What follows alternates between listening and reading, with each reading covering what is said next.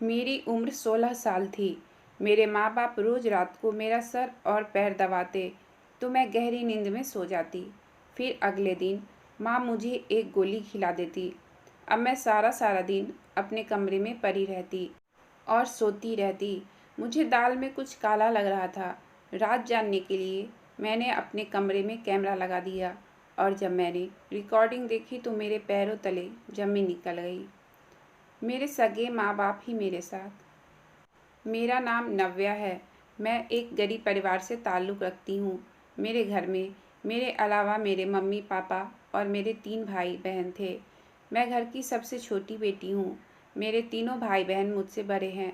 पापा इतना पैसा कमा लेते थे कि हमारे घर का गुजारा हो जाता था। हम चारों भाई बहन पढ़ाई कर रहे थे, मगर हमारी उम्र बढ़ने के साथ साथ हमारे खर्चे भी बढ़ते चले जा रहे थे। जैसे जैसे समय बीतता जा रहा था, महंगाई भी बढ़ती जा रही थी, जिसकी वजह से अब पापा की कमाई के पैसे खर्च के हिसाब से कम पड़ने लगे थे, जिसकी वजह से हमारे घर में परेशानियां आती जा रही थी।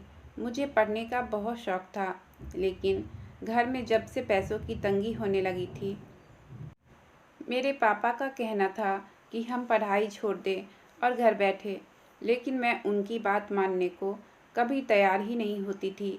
जबकि मेरी बड़ी बहन नायरा दीदी इतनी इंटेलिजेंट भी नहीं थी, लेकिन फिर भी उनके अच्छे नंबर आ जाते थे। वह अच्छे नंबरों से पास हो जाती थी।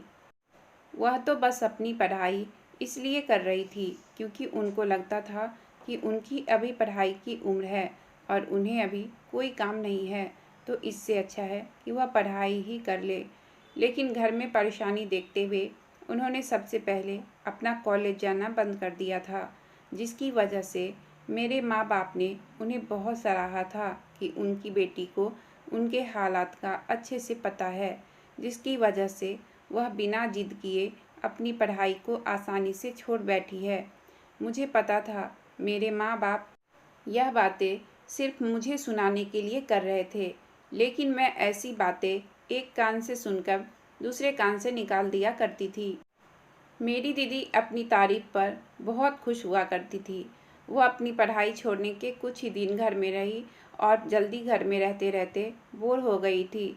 वह तो सोची थी कि पढ़ाई छोड़कर घर में मज़े करेगी, मगर ऐसा कुछ भी नहीं हुआ था, बल्कि मम्मी उन्हें घर के कामों में लगाए रखती थी, जिससे वह बहुत घबराती थी।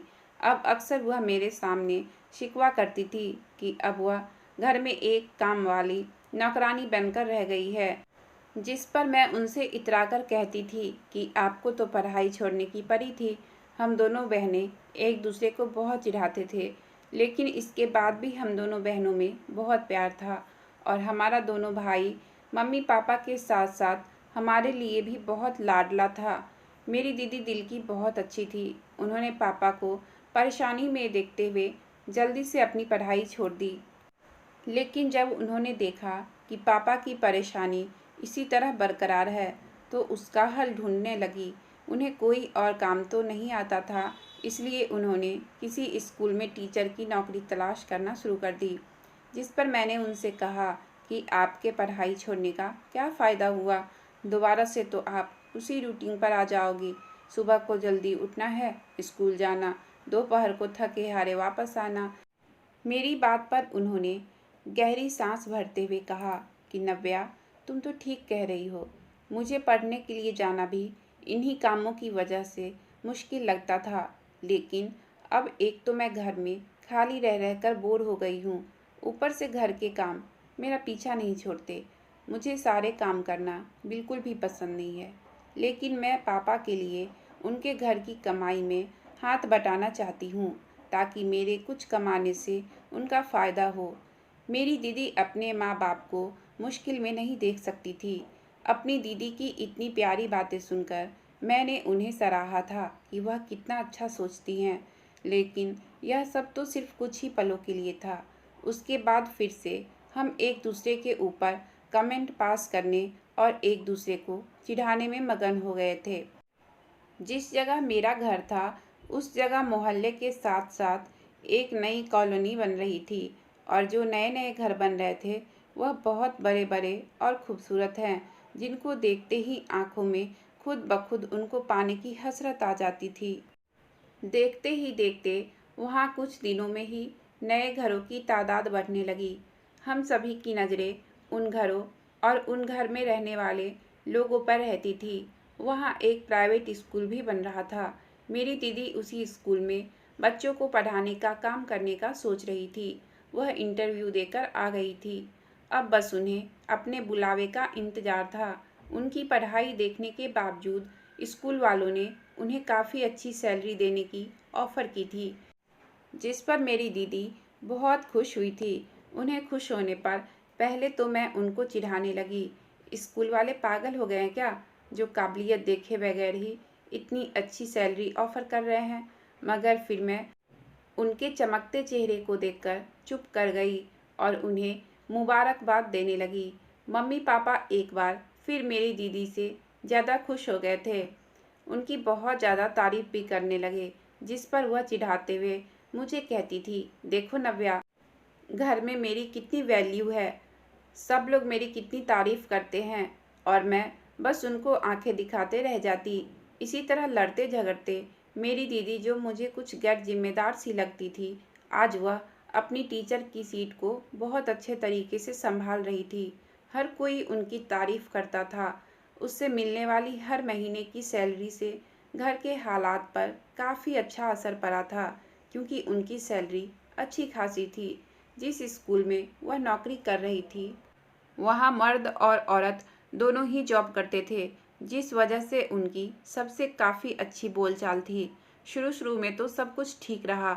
इस वजह से मेरी दीदी थोड़ी परेशान और उदास थी कि वह यह सब कुछ कर पाएगी भी या नहीं। लेकिन काम पर जाने के साथ ही उनको इस काम की आदत होने लगी और वह बहुत खुशी से कहा करती थी कि पढ़ने से ज़्यादा पढ़ाना आसान है। वह अपनी सारी सैलरी पापा के हाथ में लाकर देती थी, तो जैसे पापा का सीना गर्व से चौड़ा हो जाता था। इसी तरह सब अपनी अपनी ज़िंदगी में मस्त थे। तभी उन्हीं दिनों मुझे दीदी कुछ परेशान सी दिखने लगी। पहले तो मैंने इसे अपना वहम समझा कि शायद मुझे कुछ गलतफहमी हो रही है। वह थक जाती हैं, इसलिए इतनी परेशान रहती हैं। जब कुछ दिन तक मैंने उनके चेहरे पर परेशानी देखी, तो मैंने उनसे इसकी वजह पूछ ली, जिस पर पहले तो वह मुझे कुछ भी बताने से हिचकिचाती रही, लेकिन फिर मेरी ज़्यादा ज़बरदस्ती करने पर उन्होंने मुझे बता ही दिया। उनकी आवाज़ भी मुझे परेशानी भरी लग रही थी। वह थोड़ी हिचकिचाहट का शिकार थी। उन्होंने बताया कि उनके साथ जो लड़के काम करते हैं वो उन्हीं से परेशान है। वह उन्हें कुछ अच्छी आदत के नहीं लगते थे। वह उसकी मौजूदगी में खुद को बहुत असुरक्षित महसूस करती थी। यह कहने के साथ ही वह यह भी कहने लगी कि पता नहीं ऐसा कुछ है भी या नहीं, या फिर वो ये सब कुछ ज़्यादा ही सोच रही है। वह कंफ्यूज हो रही थी। मैंने उनसे कहा कि वह ज़्यादा परेशान ना हो। अगर उन्हें इन सब से ज़्यादा ही परेशानी हो रही है तो यह नौकरी छोड़ सकती हैं और किसी दूसरे स्कूल में नौकरी ढूंढ लो। ऐसे अपने दिमाग पर ज़्यादा जोर ना डालो और इस बात को अपने दिल से ना लगाओ। मैं हर तरीके से उन्हें समझाने की कोशिश की और उन्हें तसल्ली दी, जिस पर उन्होंने एक गहरी सांस भरी और हाँ में सर हिला दिया कि वह ऐसा ही करेंगी। लेकिन उनका कुछ करने से पहले ही जो कुछ हुआ वह तो हमें बेमौत ही मार गया। उस हादसे ने जैसे मुझे पछतावे के दलदल में ही धकेल दिया था। मेरी दीदी ने नौकरी छोड़ने से पहले घर में मम्मी पापा से बात की थी, जिस पर मम्मी पापा बहुत परेशान हो गए थे और उनसे नौकरी छोड़ने की वजह पूछने लगे। लेकिन दीदी मम्मी पापा को वह नहीं बता पाई जो उन्होंने मुझे कहा था। उन्होंने जब मम्मी पापा से नौकरी छोड़ने की ज़्यादा ही जिद की तो उन लोगों ने कहा कि ठीक है, जैसा तुम्हारा दिल करे वैसा करो, उन्हें कोई परेशानी नहीं है। जिससे मेरी दीदी खुश हो गई और उन्होंने सोचा कि वह जल्दी उस स्कूल को छोड़कर दूसरे स्कूल में नौकरी तलाश कर लेंगी। चाहे वहाँ उनकी सैलरी थोड़ी कम क्यों ना हो, लेकिन वह सेफ तो होंगी। अभी मेरी दीदी ने नौकरी छोड़ी नहीं थी जब पापा की तबीयत बहुत ख़राब हो गई और वह काम छोड़कर घर में रहने लगे। अब घर का सहारा सिर्फ मेरी दीदी ही थी, जिसकी वजह से उन्होंने स्कूल छोड़ने से पहले एक तसल्ली से काम लिया और यही उसकी सबसे बड़ी गलती थी। और वह दिन हादसों का शिकार भी। उनका दिल जिस वजह से डरा रहता था वह सब कुछ सच साबित हुआ। वह अपनी इज्जत खो बैठी। उनके साथ स्कूल में ही किसी ने रेप किया, जिसकी वजह से वह लगभग पागल सी हो गई थी। जिस दिन उनके साथ यह सब हुआ था उस दिन वह घर वापस नहीं लौटी और मेरे दिल को एक अजीब सा धक्का लगा। मैंने पापा से कहा तो उन्होंने कहा कि आ जाएगी, किसी काम में लग गई होगी। लेकिन मुझे लगा कि अब ज़्यादा ही देर हो चुकी है, तो मैंने अपने भाई को साथ लिया और उसके साथ स्कूल की तरफ चली गई। मुझे मम्मी और पापा पर हैरानी भी हुई थी कि वह दोनों ज़्यादा ही लापरवाही से काम ले रहे थे। स्कूल पहुंचते ही वहां सिर्फ गेट पर वॉचमैन बैठा हुआ था, बाकी पूरा स्कूल खाली हो चुका था। मैंने वॉचमैन से मेरी बहन के बारे में पूछा तो उसे कुछ पता नहीं था। फिर मैंने उससे स्कूल के अंदर जाने की इजाज़त ली और सारा स्कूल छान मारा, लेकिन एक जगह दीदी मुझे सिसकते हुए मिल ही गई। उनकी हालत देखकर मेरी आंखें फटी की फटी रह गई। मैंने जल्दी से उन्हें उनके पास पड़ी एक चादर से ढक दिया। उनकी हालत बहुत ख़राब हो रही थी। मैंने जल्दी से पापा को फ़ोन करके उन्हें स्कूल को आने को कहा, जिससे वह भी घबराकर जल्दी से स्कूल आ गए। हम लोग जैसे तैसे करके उन्हें अस्पताल ले गए। अस्पताल जाकर हमें बहुत सी मुश्किलों का सामना करना पड़ा। मेरी दीदी अपने साथ हुए इस हादसे को कबूल नहीं कर पा रही थी। वह तो एक जिंदा लाश की तरह हो गई थी और हम सब घर वालों का भी बहुत बुरा हाल था। सभी जैसे एक दूसरे से नज़रें चुराए फिर रहे थे। हमने इस बात की खबर किसी को नहीं दी थी, मगर ऐसी खबर तो छुपाने से भी नहीं छुपती है। हमारे लाख ना चाहने के बावजूद भी लोगों को धीरे धीरे सब कुछ पता चलता गया। हम कुछ दिन बाद दीदी को अस्पताल से घर तो ले आए थे, लेकिन उनकी हालत बहुत ख़राब थी। वह तो जैसे पागल ही हो गई थी, किसी को भी अपने पास नहीं आने देती थी।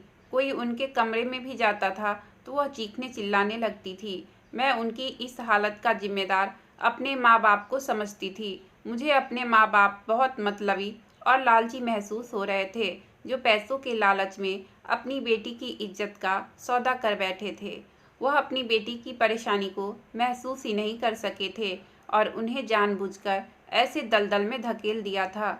जैसे जैसे आस पड़ोस के लोगों को मेरी बहन के साथ हुए हादसे के बारे में मालूम हो रहा था, वैसे ही लोगों की कड़वी बातें बढ़ने लगी। हम किसी से नज़र तक मिलाने के काबिल नहीं रहे थे, बल्कि हम तो घर से बाहर तक निकलने के काबिल नहीं रहे थे। मम्मी पापा तो अपनी बेटी की यह हालत देखकर बहुत गुमसुम रहने लगे थे। पापा ने खुद के ठीक होने के बावजूद भी घर से बाहर निकलना बंद कर दिया था। वह कहीं जाकर कोई भी काम करने को तैयार नहीं थे, जिससे धीरे धीरे घर में खाने तक के लिए एक दाने अन्न की कमी आने लगी।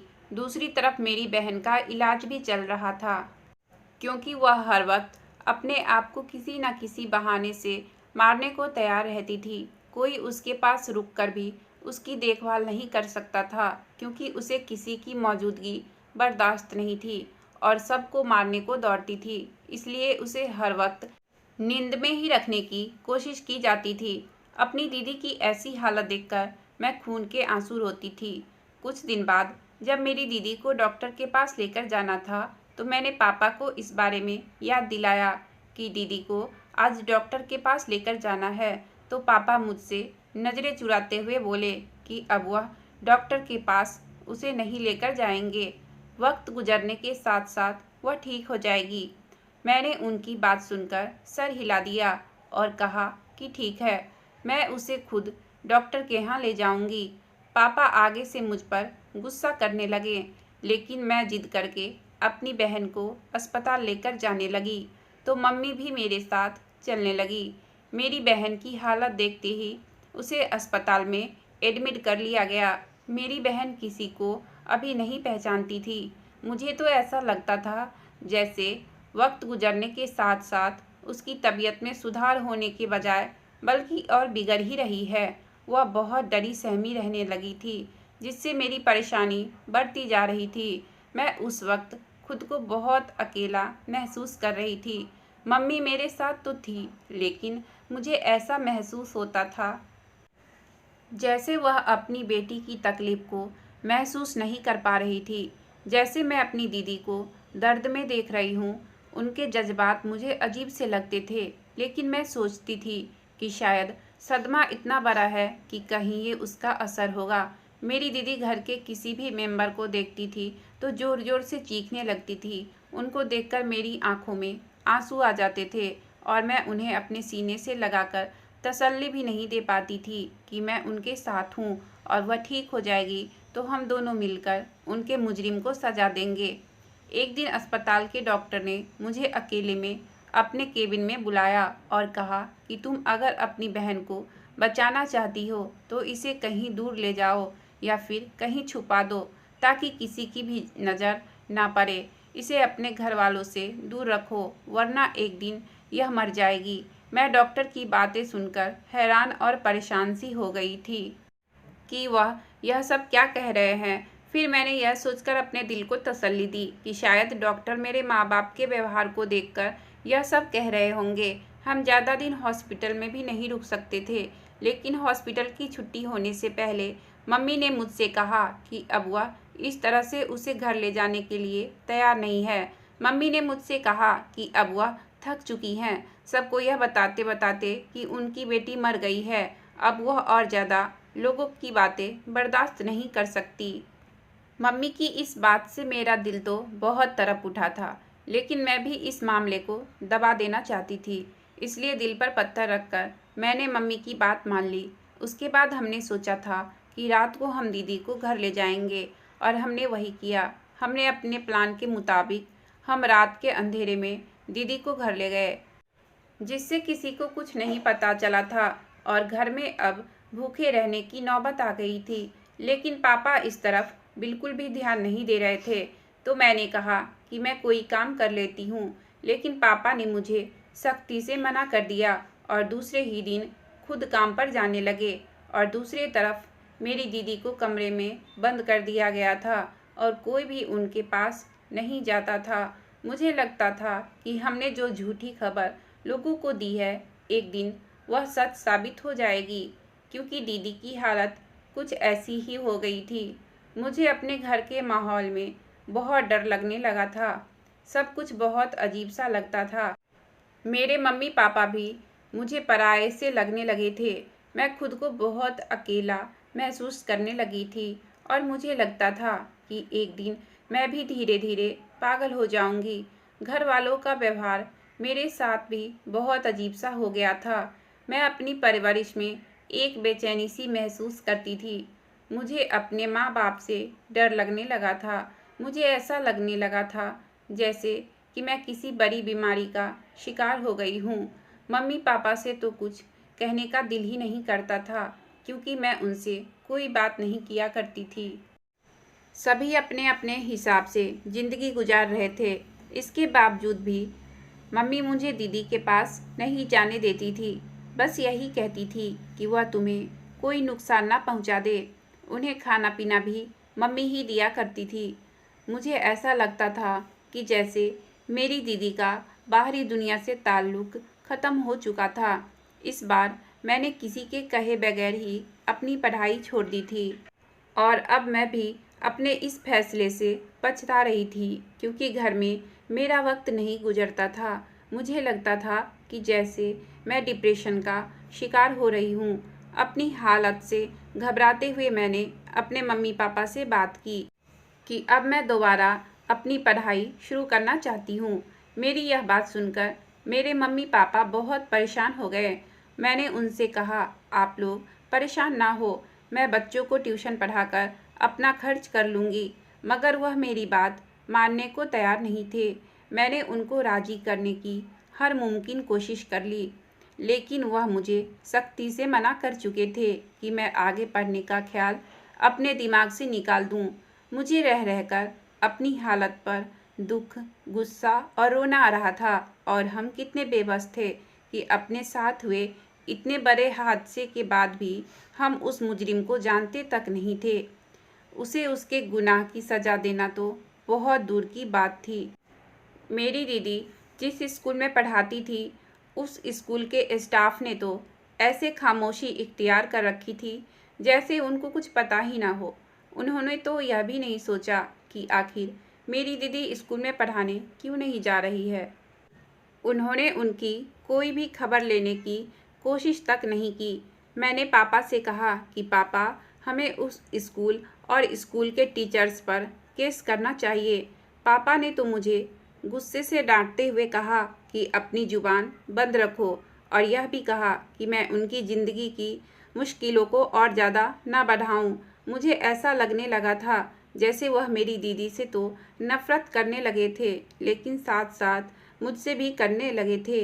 हालांकि दीदी के साथ हुए हादसे में दीदी का कोई कसूर नहीं था, बल्कि वह बेचारी तो अभी भी बहुत तकलीफ से जूझ रही थी। उन्हें हर तरफ से और कड़वी बातें ही सुनने को मिल रही थी, जिन्हें अब वह समझ नहीं सकती थी, क्योंकि उस हादसे के बाद से तो वो पागल ही हो गई थी। मेरी तबीयत कुछ दिनों से काफ़ी ख़राब रहने लगी थी, जिसकी वजह से मम्मी मेरा सर दबाती रहती थी। मैं सोचती थी कि इन्हें अभी भी मेरा ख्याल है और उनके दिल में मेरे लिए प्यार अभी भी मौजूद है। मम्मी मेरे सर और पैर दबाती रहती और मैं सुकून से सो जाती। लेकिन जैसे ही मैं दूसरे दिन सुबह सोकर उठती तो मम्मी मुझे एक गोली खिला दिया करती थी और यही कहती कि इस गोली को खाने से मेरी तबीयत बिल्कुल ठीक हो जाएगी। ऐसे ही काफ़ी दिन गुजर गए, लेकिन मेरी तबीयत में कोई सुधार नहीं आ रहा था। मेरी तबीयत दिन ब दिन बिगड़ती जा रही थी और बस मैं सोती ही रहती थी। अपनी हालत से मैं खुद ही परेशान हो गई थी। वैसे तो मुझे कोई बीमारी नहीं थी, लेकिन इसके बावजूद भी मेरे बदन में थकावट महसूस होती थी और बस मन करता था और सोती रहूं। शायद हालात की वजह से भी हो सकता था। मैं अपने आप से तो बहुत तंग आ गई थी। मैं सब कुछ भूलने लगी थी। मुझे कुछ याद नहीं रहता था। मैं कब सोती हूँ, कब उठती हूँ, कब क्या क्या करती हूँ, मुझे कुछ समझ नहीं आ रहा था। मैं सारा सारा दिन सोती रहती थी और जब सोकर जागती तो मुझे ऐसा ही लगता था जैसे कि मैं अभी भी नींद में ही हूँ। मैं इस सब से बहुत तंग आ गई थी। मुझे ऐसा लगता था जैसे कुछ बुरा होने वाला है या फिर कुछ बुरा हो गया है, मगर मैं अपनी तबीयत की सुस्ती की वजह से ज़्यादा कुछ सोच नहीं पाती थी। मैं अपने दिमाग पर काफ़ी जोर डालने की कोशिश करती थी, लेकिन फिर भी मैं कोशिश में नाकाम रहती थी। बस सारा दिन अपने कमरे में पड़े पड़े ही गुजार दिया करती थी। अगर मैं कुछ करने की कोशिश भी किया करती थी तो मम्मी पापा मुझे कुछ करने नहीं देते थे। कहते थे कि तुम अपने कमरे में आराम करो, तुम्हें कुछ करने की ज़रूरत नहीं है, तुम बीमार हो, बस आराम करो। जिससे मेरा दिमाग हटने लगा कि कुछ तो गड़बड़ ज़रूर है, जो मेरी समझ से बाहर है। ज़रूर दाल में कुछ काला था जो मुझे नज़र नहीं आ रहा था। इसके बाद मैंने उस वक्त का इंतज़ार किया। मम्मी पापा की नज़र मुझसे हटती। मैंने जैसे तैसे कुछ कैमरों का इंतज़ाम कर लिया था और मम्मी पापा की नज़रों से बचकर मैंने एक कैमरा मम्मी पापा के कमरे में और एक अपने कमरे में लगा दिया। उनका रवैया तो मुझे कब से खटक रहा था। अब तो बस मैं देखना चाह रही थी कि आखिर मेरे सोने के बाद यह लोग क्या करते हैं। पता नहीं, एक ऐसा वक्त आ गया था कि मुझे अपने मम्मी पापा के ऊपर ही भरोसा नहीं रहा था। लेकिन मैं अपने दिल में ये भी सोचती थी कि जैसा मैं सोच रही हूँ, जैसा महसूस कर रही हूँ, वैसा कुछ ना हो तो अच्छा ही है। कैमरे में वह सब कुछ रिकॉर्ड हो गया जो मेरे माँ बाप कर रहे थे, और साथ ही उनकी बातें भी जो वह किया करते थे, जिससे मेरा दिल फटने लगा और मेरे पैरों तले जमीन निकल गई। मुझे ऐसा लगा जैसे मैं मरने वाली हूँ। मेरा शरीर दर्द की वजह से काँप रहा था।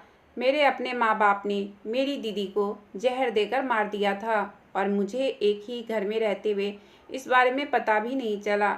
मैं बिल्कुल अनजान रही। वह मुझे भी इतना बेबस कर देना चाहते थे कि मैं बाहरी दुनिया से ताल्लुक़ ख़त्म कर दूं। मुझे अपने माँ बाप से ऐसे जुल्म की उम्मीद बिल्कुल भी नहीं थी। आखिर वह अपनी बेटियों के साथ इस कदर कैसे कर सकते हैं? उन्होंने मेरी दीदी को क्यों मारा? मुझे ऐसा लग रहा था जैसे यह सब सोच सोचकर मैं पागल हो जाऊंगी। इस भरी दुनिया में मैं अपने आप को अकेला महसूस कर रही थी। मैं अपने ही घर में खुद को अनजान महसूस कर रही थी। अब मुझे अपनी जान का खतरा था, वह भी किसी और से नहीं बल्कि अपने ही सगे माँ बाप से। मेरी आंखों से आंसू बहे जा रहे थे। मैंने खुद को अपने कमरे में बंद कर रखा था, मगर जब मुझे लगा कि इस कदर बंद रहने से कोई फ़ायदा नहीं होने वाला है, मैंने सोचा कि मुझे इस बारे में अपने माँ बाप से सवाल ज़रूर करना चाहिए कि आखिर उन्होंने ऐसा क्यों किया। मुझे इस तरह से चुप करके और जुल्म नहीं सहना था।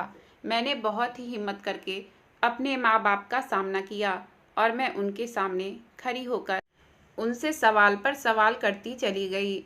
मुझे तो लगा था कि वह लोग शर्मिंदा होंगे, बल्कि उन्होंने तो आराम से अपना गुनाह कबूल कर लिया कि वह सच में ये सब कुछ कर चुके हैं। फिर मैंने रोते हुए उन दोनों से सबकी वजह पूछी। उन्होंने बहुत ही गुस्से में जवाब दिया कि उनकी बेटी के साथ जो कुछ हुआ था उससे वह इस दुनिया में किसी को मुंह दिखाने के लायक नहीं रहे थे। वह उसकी वजह से घर से बाहर निकलने से डरते थे, इसलिए उन्होंने अपनी आज़ादी के लिए उसको जहर देकर मार दिया। वैसे भी उसकी ज़िंदगी एक जिंदा लाश की तरह बन गई थी। उसके बाद उन्हें मुझसे भी खतरा था कि मैं भी उनकी बड़ी बेटी की तरह उनको किसी मुश्किल में ना डाल दूं। यह दिन रात मुझे नशे की गोलियां देते थे, जिसकी वजह से मैं सोती रहती थी ताकि मैं उनका काम खराब ना कर दूं। वह अपनी बेटियों की वजह से सबके सामने नजरें नहीं उठा सकते थे। उनका इरादा अपनी दोनों बेटियों को ख़त्म कर देना था। वह अपनी ज़िंदगी दोनों बेटे के साथ ही गुजारना चाहते थे। इससे पहले ही मुझे सब कुछ पता चल गया। मैंने उनसे कहा कि आप कैसे माँ बाप हैं, आपके सीने में दिल की जगह पत्थर है। आपकी बेटी जिनके साथ अत्याचार हुआ, अब उनके अत्याचार का बदला लेने के बजाय उनकी ही जान के दुश्मन बन गए। और मेरे साथ तो ऐसा कुछ भी नहीं हुआ जैसा दीदी के साथ हुआ था। फिर भी आप लोगों ने मेरे साथ यह सब कुछ क्यों किया? मुझे भी एक लड़की होने की वजह से आप मुझे इस ज़िंदगी से दूर कर रहे थे। आप लोग तो माँ बाप कहलाने के लायक ही नहीं हैं। आप दोनों हमारे दुश्मन हैं। सबसे ज़्यादा तो आप मेरी दीदी के दुश्मन हैं। वह बेचारी तो आप लोगों का साथ देने के लिए कुछ भी करने को तैयार हो जाती थी, और आप लोगों ने उसकी अच्छाई का यह सिला दिया कि उसको जान से ही मार डाला। शर्म आनी चाहिए आप लोगों को। उनके मुश्किल वक्त में आप लोगों को उनका साथ देना चाहिए था, ना कि उनको मारना चाहिए था। बहुत सारे रास्ते थे हमारे पास। हम यहाँ से कहीं दूर चले जाते, कहीं दूसरे शहर जाते, वहाँ हमें कोई नहीं जानता, वहाँ जाकर रह लेते, वहाँ जाकर एक नई जिंदगी शुरू करते, बल्कि दीदी को भी सब कुछ भुलाकर नई जिंदगी की तरफ लाते। वह बेचारी तो नौकरी छोड़ना चाहती थी, मगर फिर आपके लालच ने उन्हें नौकरी ना छोड़ने पर मजबूर कर दिया था। पापा, आपने अपनी बीमारी का बहाना बनाया और अब उन्हें ख़त्म कर दिया। अब मैं आप लोगों के साथ नहीं रहना चाहती हूँ। मैं आप लोगों को अच्छे से पहचान गई हूँ। मैं यहाँ से जाकर कहीं भी रह लूँगी और कुछ बनकर अपनी बहन के मुजरिमों को सज़ा दिलवाऊँगी। मेरी बात सुनकर मेरे माँ बाप घबरा गए और मुझे पकड़कर घर में बंद करने की कोशिश करने लगे, लेकिन मैं उन लोगों की पकड़ छुड़वाकर घर से भाग गई। उन लोगों के घर से ही क्या, मैं तो उन लोगों की ज़िंदगी से भी भाग चुकी थी। मुझे एक दिन वापस आना था, क्योंकि मुझे कुछ बनना था और उन लोगों की सच्चाई सबके सामने लानी थी और अपनी बहन की मुजरिमों को सज़ा भी दिलवानी थी। अगर मेरे माँ बाप अपनी इज्जत की खातिर अपनी सगी बेटी को मार सकते हैं, तो मैं भी उन्हीं की बेटी थी। मैं खुद को मजबूत करके रात के अंधेरे में अपने लिए रोशनी तलाश करने निकल पड़ी थी। मैं शायद ऐसा ना करती और उन लोगों पर तरस खा लेती, अगर उन लोगों के चेहरे पर मुझे थोड़ी सी भी शर्मिंदगी दिख जाती तो। लेकिन वह लोग तो इतने बेरहम हैं कि मेरा इतना सब कुछ कहने पर भी उन लोगों पर कोई असर नहीं हुआ। उन लोगों को अपने किए हुए गलती पर कोई पछतावा नहीं था। मैंने सोचा था कि अगर वह लोग अपनी गलती की माफ़ी मांग लेंगे तो मैं उन्हें माफ़ कर दूंगी, लेकिन उनका इतना बेरहम होने पर मुझे यह कदम उठाना पड़ा था। मैं अपने माँ बाप को दुनिया के सामने जलील तो नहीं करवाना चाहती थी, लेकिन जो कुछ उन्होंने मेरी बहन के साथ किया था उसके लिए शायद उन्हें सज़ा दिलवाना बहुत ज़रूरी था। खैर, यह सब सोचती हुई मैं घर से निकली, लेकिन अब मेरे पास रहने के लिए कोई ठिकाना नहीं था। तभी मुझे याद आया कि मेरी एक दोस्त थी जो मेरे साथ पढ़ती थी। उसका नाम पायल था। मुझे सिर्फ इतना पता था कि वह कोई अच्छी सी नौकरी करती है। हालांकि मेरे पास उसका नंबर था। मैंने उसको फ़ोन किया तो उसने फ़ोन उठा लिया और मैंने उससे बात की। पहली ही बार में वह मुझे पहचान गई। मैंने उससे उसका पता पूछा और उसे अपनी परेशानी बताई। उसने फ़ौरन मुझे अपने घर पर बुलाया जहाँ वह रहती थी। वह ऑफिस के पास ही उसने एक कमरा ले रखा था। वह अकेली ही रहती थी। मैं वहाँ पहुँची। उसने मुझे खाना खिलाया। खाना खाने के बाद मैं उसे अपने साथ हुए सारी वारदात बताई और यह भी बताया कि मेरी दीदी के साथ क्या क्या जुल्म की गई है। यह सुनने के बाद उसने मुझसे कहा कि मैं तुम्हारी मदद करूंगी। उसके पापा पुलिस में थे। वह मुझे अपने पापा के पास लेकर गई। मैंने अंकल के सामने बैठकर सारी बात बताई। अंकल ने फौरन ही अपने साथियों को साथ लेकर मेरे घर पर धावा बोल दिया। मेरे माँ बाप को मेरे दिए गए बयान की वजह से अरेस्ट किया गया। इसके बाद अंकल ने उस स्कूल के आरोपी टीचर को जेल की सलाखों के पीछे डाल दिया और कुछ कार्यवाही के बाद उस स्कूल को पूरी तरह से बंद कर दिया गया। मेरे माँ बाप को मेरी दीदी को मारने और मुझे मारने की कोशिश करने के जुर्म में 15 साल की सज़ा सुनाई गई। इस बात का काफ़ी वक्त गुजर चुका है, लेकिन जो कुछ भी मेरे साथ घटा मैं उससे पूरी तरह से नहीं निकल पाई हूँ और कोशिश कर रही हूँ कि मैं अपनी ज़िंदगी में आगे कुछ अच्छा करूँ। अगर आपको कहानी अच्छी लगी हो तो प्लीज़ वीडियो को लाइक और चैनल को सब्सक्राइब करें। आपका बहुत बहुत धन्यवाद।